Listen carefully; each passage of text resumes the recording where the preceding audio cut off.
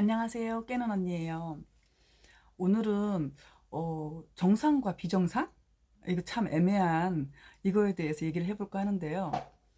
누군가 저한테 예전에 너는 정상이 아니야 라고 말을 하더라고요. 그래서 그 말에 정상과 비정상은 누구의 기준으로 나누게 되는지 막 검색도 해보고 찾아봤거든요. 그런데 그 사람이 저한테 정상이 아니야라고 했을 때 저는 비정상이란 말이잖아요. 근데 그 비정상이란 게 그냥 그 사람의 기준, 자기만의 기준. 그리고 이건 너의 생각이잖아 라고 제가 뱉었을 때 아니라는 거예요. 자기가 알고 있는 사람들 그 속에서는 자기가 정상이고 내가 비정상이라는 거죠. 그걸 또 가지고 또 깊이 또 생각을 했었죠. 생각해 보면 예를 들면 이거예요. 누군가는 흡연자고 누군가는 비흡연자겠죠. 근데 흡연자 무리에 속해 있는데 누구 하나가 비흡연자예요. 그럼 흡연자 사이에서 비흡연자는 비정상이 되겠죠. 우리랑 같이 어울릴 수 없는 사람. 반대로 술을 애주가 모임이 있는데 누군가 하나는 술을 못 마셔요. 그럼 애주가 요 모임에서 이 무리에서는 술을 못 마시는 그 사람이 다르겠죠. 이런 것처럼 우리나라 사회 자체가 말을 할 수 없는 그런 상태잖아요. 나의 기분을 표한다거나 나의 마음을 표한다거나 이건 금기시 되어 있는 사회잖아요. 거기에서 내가 내 목소리를 내고 내가 뱉기 때문에 그들과 다른 나는 정상이 아닌 사람 이렇게 비춰지더라고요. 제가 왜 뭐가 다를까 라고 생각을 많이 해봤거든요. 잘 모르겠더라고요. 다른 사람이 어떻게 하는지, 그런 상황에서 어떻게 말을 하는지, 어떤 제스처를 취하는지 본 적이 없어서 잘 모르겠더라고요. 그런데 이제 주변의 사람들과 이런 상황에서 내가 이렇게 얘기를 했을 때 되게 깜짝 놀라는 것들이 있었어요. 그런 게 예전에 소개팅을 나간 적이 있었어요. 근데 그 소개팅을 나가서 상대와 처음 이제 마주쳤을 때 상대의 눈빛이 막 동공이 커지면서 그냥 표정에서 이런 표정이었어요. 오, 생각보다 괜찮은데? 그래서 저는 그걸 보자마자 그냥 첫 대면의 인사가 뭐 안녕하세요가 아니고 생각보다 괜찮은가 봐요, 제가. 이렇게 말을 했거든요. 이런 얘기를 해주니까는 와, 어떻게 그런 말을 할 수가 있냐 이렇게 말을 하더라고요. 그래서 그 사람이 그런 표정을 지었기 때문에 내가 보고 그냥 생각 이렇게 떠오르는 것과 동시에 입으로 뱉었다. 그리고 소개팅 당시에 이제 그때 당시에 막 칭찬을 하더라고요. 참 뭐 자기 스타일이다. 뭐 이상형에 가깝다. 보니까 손이 너무 예쁜 것 같다. 라고 말을 하더라고요. 그래서 제가 씩 웃으면서 손만 예뻐요? 다른 데요 다 예쁜데? 이렇게 말을 했거든요. 근데 이제 공주병이라고 하는 사람들도 있지만 제가 느끼기에 저는 전체적으로 그냥 균형이 잘 잡혀 있다 이 정도거든요. 그래서 다른 사람들 대부분의 여자들이 더 되게 예쁘고 저보다 훨씬 더 아름다운데도 불구하고 거울 속에 자신을 뭐 못생겼다 만족하지 못하는 그런 상태로 지내시잖아요. 근데 저 같은 경우는 이렇게 부족한 나 자체를 되게 사랑하기 때문에 괜찮아 훌륭해 아름다워 이런 사람이거든요. 그래서 그때도 그냥 그런 내가 그냥 이렇게 반영됐을 뿐이에요. 나 손만 예쁜 게 아니다. 내 마음도 예쁘고 나는 모든 것들이 다 예쁘다. 이렇게 말을 했다고 하니까 주변 지인들이 세상에 이런 캐릭터는 세상에 없다고 이렇게 말을 하더라고요. 그럼 그랬어요. 그럼 거기에서 내가 정상 범주 안에 들지 않는 거야? 라고 이제 물어봤어요. 그때 당시에 정상과 비정상의 그 모호한, 애매한 그런 것들이 너무 좀 궁금했을 때였거든요.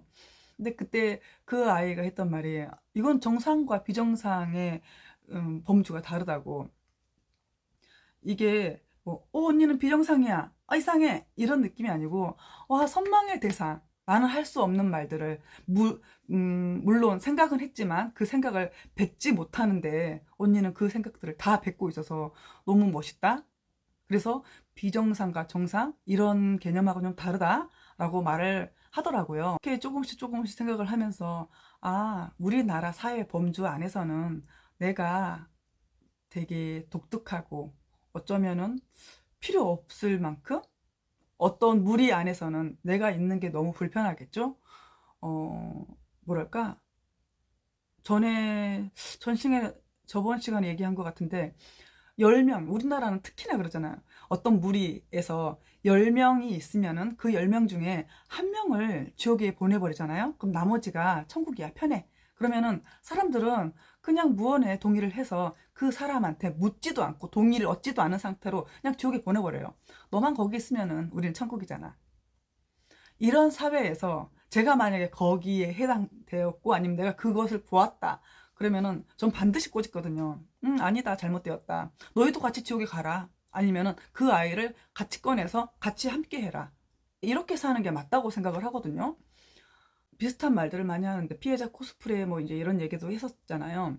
근데 제가 그 피해자 입장에 되었을 때 너무 억울하고 너무 분통 터지고 왜 이렇게밖에 할 수가 없었지? 라는 상황이 이제 있었을 거 아니에요? 그때 제가 생각했던 게, 내 목소리를 내야 돼. 이거는 부당하다. 이건 잘못되었어. 옳지 않아. 내 목소리를 내야지 내가 내 몫을 찾아 먹게 되더라고요.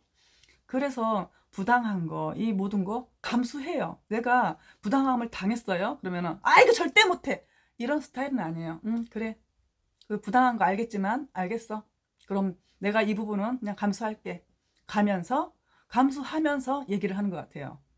마땅히 내가 이거를 해야 된다면은 하겠어. 하지만 이건 잘못되었어. 너희들의 생각이 잘못되었어. 내 입장이 너희 입장이 될 수도 있어. 말을 하면서 이제 할 몫은 다 하면서 가는 것 같아요. 뭐 다른 것들에 대한 정의는 이제 거의 뭐 내 방식대로 많이 내리긴 했는데 정말로 어려웠던 거 그리고 아직도 이 정상과 비정상의 그 범주를 명확하게 할 수 있지는 못하더라고요. 관점이냐에 따라서 전혀 다르니까요. 정치적이었을 때에도 여야 입장에서는 전혀 다른, 종교 입장에서도 불교냐 뭐 기독교냐에 따라서 전혀 다른 이런 관점으로 인한 정상과 비정상은 정말 아닌 것 같아요. 그리고 이제 네이버 검색을 해봐도 정상인, 비정상인, 그럼 이제 신체적으로 좀 나누게 되더라고요. 근데 신체가 불편하다고 그래서 그 사람이 비정상이라고 누가 말을 할 수 있어요? 그 사람은 다른 부분에서 분명히 온전한 부분이 있을 텐데 그냥 아주 작은 어느 부분을 가지고 정상, 비정상을 나눈다면은 이 세상의 모든 사람은 비정상 범주 안에 들어갈 수도 있다는 거예요. 저는 무언가에 대해서 정답을 내리기보다는 여러 가지 생각을 하게끔 만드는 것 같아요. 나는 이거의 답이 하양이라고 생각을 해. 근데 보통은 하양이 맞아. 너도 하양이라고 외워. 이렇게 사람들이 말을 하잖아요. 그런데 저 같은 경우는 나는 하양이라고 생각을 하는데 너의 생각은 어때? 라고 묻는 사람이거든요. 누구나 다 아는 정답이 있어요. 뭐 1 더하기 1은 2다. 그랬을 때 그냥 누구나 1 더하기 2야 라고 알고 있는 상태잖아요. 근데 누군가 그랬어요. 언니 1 더하기 2는 3이 아닐까요? 라고 물었어요. 그럼 보통의 사람은 에이 네가 뭘 몰라서 그래. 그거 2잖아. 2야. 이렇게 단정을 지으면서 상대도 약간의 비난을 하게 되잖아요. 근데 저는 언제나 그랬던 것 같아요. 너의 생각은 그래? 어떻게 3이 나와? 나도 궁금하다. 이렇게 같이 질문을 해서 찾는 것 같아요. 그런데 꼭 2는 아니잖아요. 저도 좀 1 더하기 1은 2다 라는 사람이 아니거든요. 1 더하기 1은 0이 될 수도 있고 2가 될 수도 있고 3이 될 수도 있고 더 많은 수가 될 수도 있다라고 생각을 하는 사람이에요. 그래서 그들의 생각이 좀 많이 궁금한 사람이거든요. 저도 알고 있어요. 사람들이 말하는 그 정답도 알고 있고 그리고 내가 생각하는 여러 가지 답들도 알고 있고 그 상태에서 나의 질문은 내가 질문을 했다. 어떤 상대한테. 그럼 정말로 궁금한 거거든요. 호기심 유발했다. 제가 NTV다 보니까 엔티브는 내가 궁금하지 않는 거에 대해서 절대 입을 열지 않아요. 굉장히 많은 사람들과 같이 있어도 뭐 왁자질 걸 할 것 같은 그 엔팁은 세상 조용해요. 뭐지? 사회성이 떨어지는 것 같아. 그 정도 느낄 만큼 너무 조용하고 그냥 자기 할 일 하는데, 그 안에서 뭔가 관심사가 딱 나왔다. 그러면은 정말 엄청나게 질문과 막 같은 얘기, 토론하는 거 좋아하잖아요. 변론하고 막 이런 말을 진짜 많이 하거든요. 그래서 되게 극과 극. 그래서 주변의 사람들은 제 성향을 알기 때문에, 우와, 언니가 모르는 사람한테 질문을 했어? 와, 저 사람 엄청난 사람이네. 언니의 호기심을 자극한 사람이야. 이런 말을 하거든요. 어, N팁의 E는 다른 사람들과 뭐 소통하거나 뭐 대화하거나 이런 걸 어려워하지 않아요. 근데 말을 안 하는 건 낯을 가린다, 뭐 말을 붙이기 어렵다, 그런 거 한 개도 없어요. 그냥 할 말이 없기 때문에, 그리고 관심사랑 나랑 같지 않기 때문에, 그래서 말을 하지 않은 거거든요. 다른 얘기긴 한데, 예전에 저희 딸이 초등학교 2학년 뭐 그쯤에 어떤 사고를 친 것 같더라고요. 학교 엄마, 뭐 학교 누구 엄마하고 뭐 선생님, 담임 선생님들 뭐 이렇게 전화가 오는 거예요. 그리고 카톡을 읽지 않았지만 카톡에 몇 통의 카톡이 오는지 확인이 되잖아요. 막 100통, 80통, 뭐 이렇게 다양한 사람들한테 순간 이렇게 막 쏟아지는 거예요. 그래서 그냥 직감했죠. 아, 우리 딸이 무슨 사고를 쳤구나, 무슨 잘못을 했구나. 근데 그걸 읽으면은 제 딸이 어떠한 무언가를 했는지 바로 알 수 있잖아요. 근데 제 입장에서는 그들한테 듣고 싶지 않았어요. 그래서 어린 딸을 불러놓고 얘기했죠. 오늘 학교에서 무슨 일이 있었냐? 엄마한테 지금 되게 많은 전화와 뭐 카톡들이 오고 있다. 근데 엄마가 하나도 읽지 않았어. 이 얘기는 너한테 들어야 될 것 같아서 엄마한테 솔직하게 얘기해 줄 수 있겠니? 라고 이제 말을 하니까 우리 딸이 막 울면서, 그때가 이제 3월 정도였거든요. 3월에서 4월 넘어가는 좀 추울 때잖아요.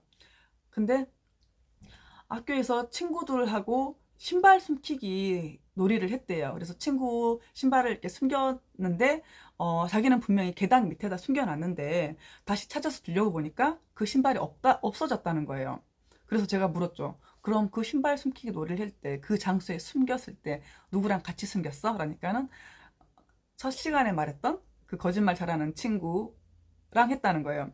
그래, 그럼 그 친구가 알고 있을 거야. 그 친구한테 물어보지 그랬어. 근데 그 친구는 전혀 모른다고. 너가 숨겼지, 나는 몰라, 이렇게 말을 했다는 거예요. 그래서 결국은 신발을 잃어버린 그 아이는 그날 또 하필 비가 왔던 거예요.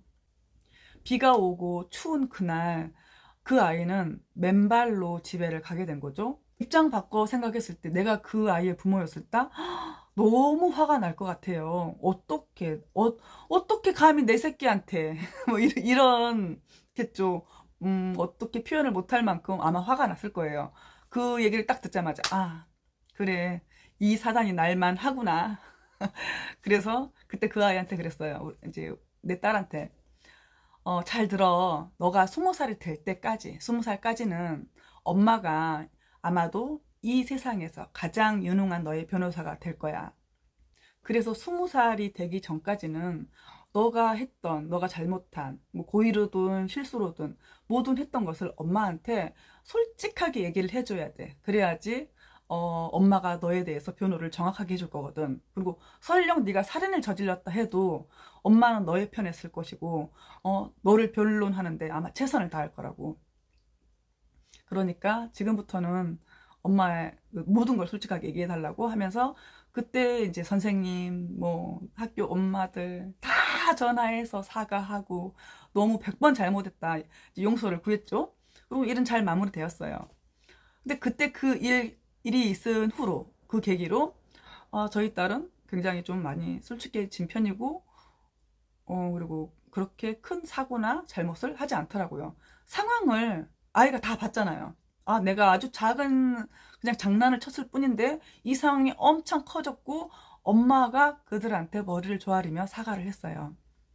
본인의 엄마는, 우리 딸의 엄마, 저는 다른 사람한테 사과하는 걸 별로 안 좋아해요. 미안하단 말을 자주 한다고 했잖아요. 잘 한다고. 하지만 실은 사과하는 거 별로 안 좋아해요. 그래서 사과할 일을 별로 그렇게 만들지 않거든요. 그래서 그런 것 때문에 배려심, 뭐 인성, 자존감 이런 것들 좀 높인 거예요. 왜냐면 내가 그들한테 머리 숙여 사고 싶은 마음이 없거든요.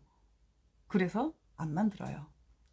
근데 그래도 사람인지라 그런 일이 생기면은 그냥 즉각 사과해요.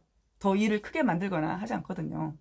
종종 주변의 지인들, 저보다 나이가 어린 지인들이 저한테 하는 말은 나도 언니 같은 엄마가 있었으면 좋겠다 라고 말을 하더라고요. 근데 저도 저 같은 엄마가 있었으면 진짜 좋았겠죠. 근데 저도 그런 엄마는 없었어요. 그럼 어떻게 해야 되냐? 내가 동경하고 싶은 그 사람의 그 모습을 닮으면 되잖아요. 근데 닮지 않는 채로 그냥 좋겠다. 너는 너 나는 나. 무슨 발전이 있겠습니까? 예전에 뭐 지금도 성숙하려고 노력하는 사람인데 예전에는 더 많이 미성숙하고 뭐 뾰족뾰족 할 때 그때 누군가 저한테 그러더라고요. 멘토를 만들어 보는 건 어떻겠니?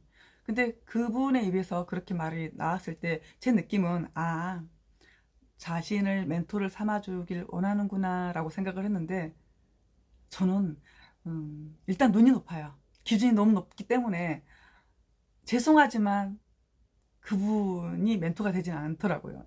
MBTI 중에서도 NT가 들어가면은 영적인 그런 능력, 직관력이 굉장히 뛰어나대요. 근데 그 뛰어난 직관력을 과학으로도 설명이 안 된다고 해요.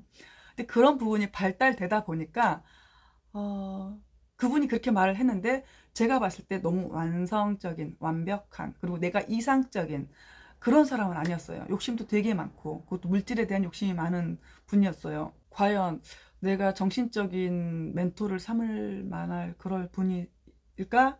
라는 물음표를 던지면서 내 멘토를 한번 찾아볼게요 라고 그냥 지나갔거든요. 직관력이 좋다 보니까 꿈이 너무 잘 맞더라고요. 지금은 꿈을 그렇게 잘 꾸지는 않지만 아주 오래전 한 십몇 년 전 제가 큰애를 낳고 한 1년 정도 있었을 때 제가 꿈을 꿨어요. 근데 그때 꿈에 우리 아이가 큰애밖에 없을 때죠. 큰애가 꿈에 나왔는데 꿈속에서는 9살 정도로 병원에 있는 거예요. 근데 아이가 눈에서 코에서 입에서 피를 이렇게 막 흘리면서 나한테 기어오는데 그 모습이 너무 무서워서 제가 막 그 병원 침대 위로 올라가지고는 막 이렇게 웅크리는 그런 장면이었거든요. 근데 그 꿈에서도 제가 어떻게 해야 될지를 모르겠는 거예요. 분명히 내 아이가 맞는데 그 모습이 너무 끔찍하고 너무 무섭고 제가 막 안아주거나 달래주거나 이렇게 할 수가 없는 이제 그런 꿈을 꾸었어요. 그리고 장면이 바뀌더니만은 병원 복도에서 상여가 나가는 거예요. 그래서 그 꿈을 꿨어요. 근데 너무 강렬했다고 해야 되나요? 그게 굉장히 오래 갔어요. 지금도 생각이 날 만큼. 그런데 우리 아이가 이제 뇌종양에 걸려서 하늘나라로 먼저 가게 되었잖아요. 근데 그때 이제 마지막 그 사망 진단 이제 막 하는데 우리나라는 나이가 여러 가지잖아요. 그냥 한국 나이로 11살이었던 우리 아이가 병원 침대, 나는 그때까지도 병원 침대 그 나이를 잘 안 봤던 것 같아요. 그냥 이게 너무 그냥 내 슬픔에 빠져 있어서. 근데 그때 보니까 9살, 9세로 적혀 있더라고요. 서울 이제 성모병원에서 호스피스 병동에 있다가 이제 가게 됐는데 정말로 긴 복도에서 우리 아이를 상여, 상여라기보다는 이제 하얀 천을 씌운 채로 긴 복도를 지나서 고인들만 탈 수 있는 엘리베이터를 타고 이제 영안실로 이제 사라졌는데 그냥 그때 생각났어요. 꿈에 이 장면이었구나. 내가 10년 전에 봤던 그 꿈이 이 꿈이었어. 어떻게 꿈이 실현될 수가 있지? 그랬었죠. 근데 꿈이 좀 잘 맞는 편이다 보니까는 꿈을 꾸면 무서워요. 그리고 이제 그 아이가 내 곁을 떠난 이후로는 너무 심한 악몽으로 나이트메어라는 영화가 있잖아요. 그거와 같이 저는 그 이후로 꿈만 꾸면은 이제 잠이 들면, 잠을 거의 못 자긴 하지만 잠이 들었을 때 제가 그 아이의 임종, 죽음 그 앞에 있는 거예요. 어떤 모습이든 뭐 너무 잔인한 모습이에요. 내 아이의 뭐 배가 다 갈라져 있는 상태에서 숨만 쉬고 있는데 의사가 옆에서 하는 말이 이 아이를 살릴 수 없다. 하지만 고통은 줄여줄 수 있다. 손 잡아줘라. 막 꿈인데 너무 잔인한, 제가 그때 임종 당시에 느꼈던 그 공포와 슬픔과 그 절망들, 그거를 벗어나지 못한 채로 그냥 꿈에서 계속 반복하더라고요. 항상 그런 모습으로. 그게 너무 끔찍해요. 그리고 지금도 여전히 저는 잠을 잘 못 자거든요. 늘 못 자요. 그냥 눈만 감고 있다가 뜨는 경우가 많고, 정신과 가서 제가 잠을 거의 못 잔다, 아예 못 잔다, 막 이렇게 막 이렇게 상담만 받아도 그냥 졸피뎀을 너무 많이 처방을 해줘요. 근데 졸피뎀을 먹었는데도 불구하고 제가 졸피뎀 먹으면 바로 자요. 바로 딱 떨어지는데 딱 1시간 뒤에 깨요. 그리고 하루 종일 어지럽고 막 무기력하고 몽롱한 상태로 그냥 하루 종일 있어요. 24시간을 막. 그래서 한 3번을 딱 먹고 더 이상 먹지 않았거든요. 약에 의존하는 것도 그렇다. 그냥 내가 잘 견디고 버텨보자. 그래서 뭐 나는 뭐 이렇게 살아왔어 뭐 이렇게 얘기하는 것보다는 저는 진짜 너무 잘 버티면서 살아내고 있어요. 언젠가 올 봄, 나에게도 봄이 오지 않을까요? 조금 남들보다 겨울이 너무너무 길 뿐이지 그래도 봄은 오겠죠? 첫 시작은 정상과 비정상에 대한 말로 시작을 했는데 또 삼천포로 빠져버렸네요. 제가 가장 힘들 때는, 너무너무 힘들 때는 그냥 제 3자로 나를 봐요. 오늘 내일 막 할 때 아이가, 그때 내가 나를 바로 인지하지 않았어요. 우리 수인이 참 아프겠구나. 1년 뒤에 이 아이 보고 싶어서 너 어떡하니? 2년 뒤에는? 3년 뒤에는? 그래도 잘 견뎌봐야지.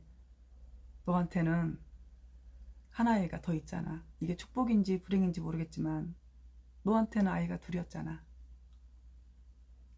이렇게 제 3자의 입장으로 그냥 봤던 것 같아요. 나를 그냥 가까이서 봤을 때는 이거 도저히 뭐 견딜 수 있는 일은 없어요.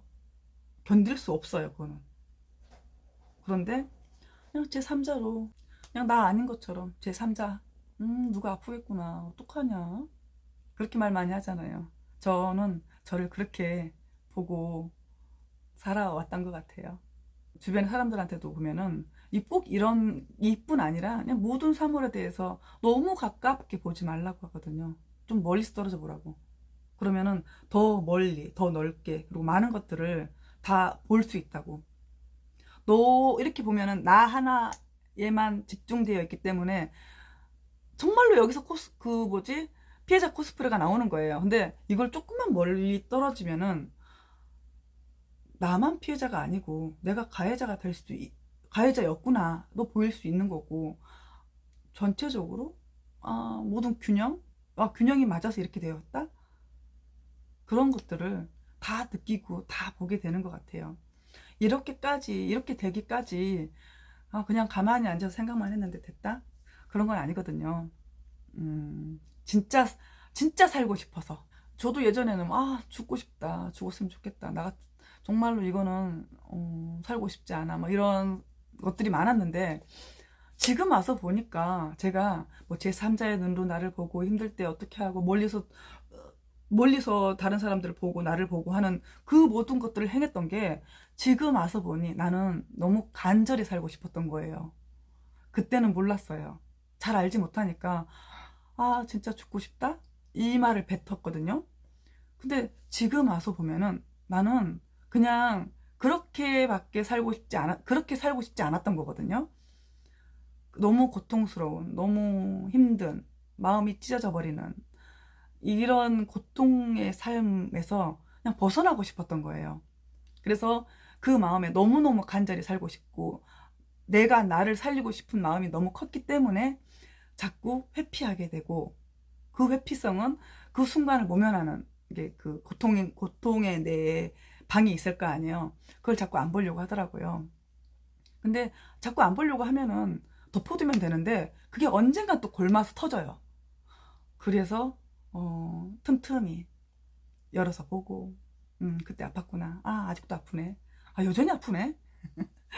이렇게 그냥 약간 훈련같이 계속 하는 것 같거든요. 지금까지 깨는 언니였습니다.